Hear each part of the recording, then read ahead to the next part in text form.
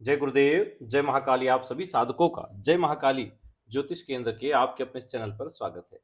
श्री बटुक भैरव स्तोत्र साधना विधान एक ऐसा प्रयोग है जिसके बारे में ये तक कहा जा सकता है कि रात को करो और उसके सुबह रिजल्ट दिखने लग जाते हैं।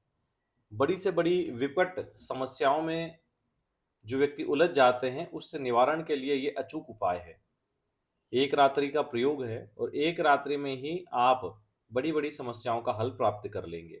चाहे वो शत्रु बाधा हो, तंत्र बाधा हो, रोग हो, दरिद्रता हो या किसी भी प्रकार की कोई बाधा आप पे आई हो या चली आ रही हो, इस प्रयोग विधान से निवारण मिलेगा ही मिलेगा।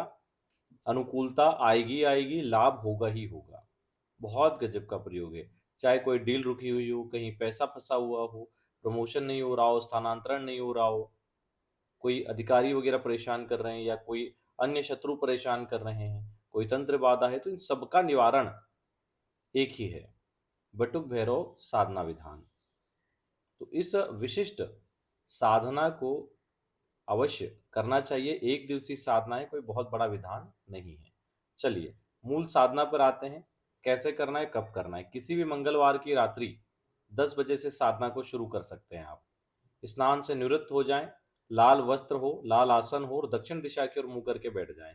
लकड़ी का बाजोट हो, उस पर भी एक लाल कपड़ा बिछाएं और रुद्र यामल तंत्र से प्रणीत सिद्ध बटुक भैरव यंत्र आप स्थापित करें। भैरव यंत्र या फिर बटुक भैरव यंत्र, लेकिन वो रुद्र यामल तंत्र की विधि से सिद्ध होना चाहिए।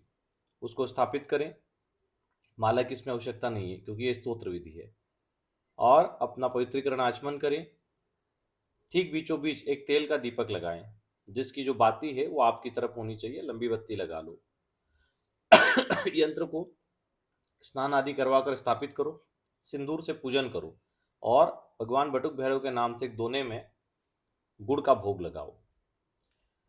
गुड़ का भोग लगाने के पश्चात हाथ में जल लेके संकल्प ले लो। अपना नाम गोत्र उच्चारण करो और किस समस्या के निवारण के लिए दिव्य साधना करने जा रहे हो उसका उच्चारण करके और जल सामने छोड़ दो। उसके बाद दीपक का तो पूजन आपने कर दिया, यंत्र का पूजन कर दिया। अब हाथ में जल लेके विनियोग करो। विनियोग को नोट करें।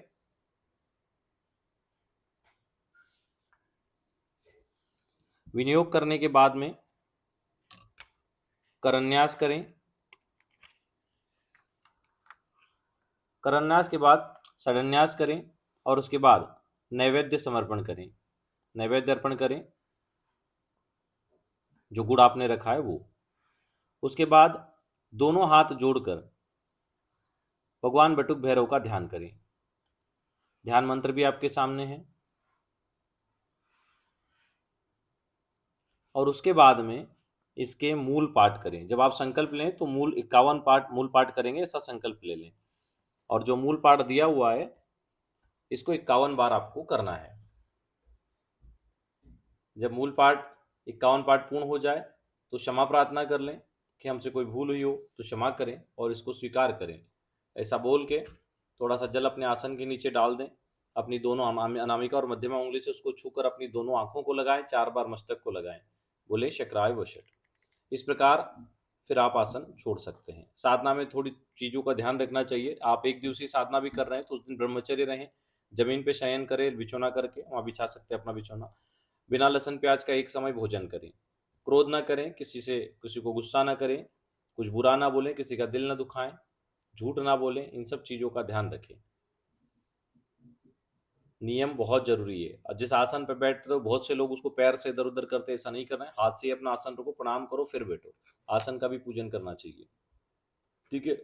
इस प्रकार आपका साधना विधान पूर्ण होता है। जब रात को साधना पूर्ण हो तो उस गुड़ को लीजिए और ले जाकर घर से दक्षिण दिशा में कहीं भी रखाइए। ठीक है। दूसरा जो यंत्र है उसको उसी दिन या फिर दूसरे दिन आप घर से दक्षिण दिशा में ले जाकर उसको भी विसर्जित कर दीजिए नदी तालाब आदि में। तो इस प्रकार आपका एक दिवसीय अनुष्ठान पूर्ण होता है। और ये एक दिवसीय अनुष्ठान ही जीवन में बहुत ज़्यादा सकारात्मक अनुकूलता देगा, सकारात्मक परिणाम देगा, इच्छित मनोकामनाओं की पूर्ति करेगा और समस्याओं से मुक्त करेगा। ऐसा यह दिव्य प्रयोग है। चाहे शत्रु नाश हो, रोग नाश हो, चिंता का नाश हो, दरिद्रता का नाश हो, सबके लिए ये बहुत सुंदर प्रयोग दिया गया है, इसको करें और इसके लाभ उठाएं। चलिए, आज के लिए इतना ही। जो लोग अपना कुंडली विश्लेषण और स्कैनिंग आदि करवाना चाहते हैं, नंबर दिया गया है, संपर्क कर सकते हैं। बातचीत का समय दिन में 12 से 4 है। बाकी फोन वगैरह ना लगाएं, मैसेज कर सकते हैं, जब भी समय होगा जवाब दे दिया जाएगा। जय गुरुदेव, जय महाकाली।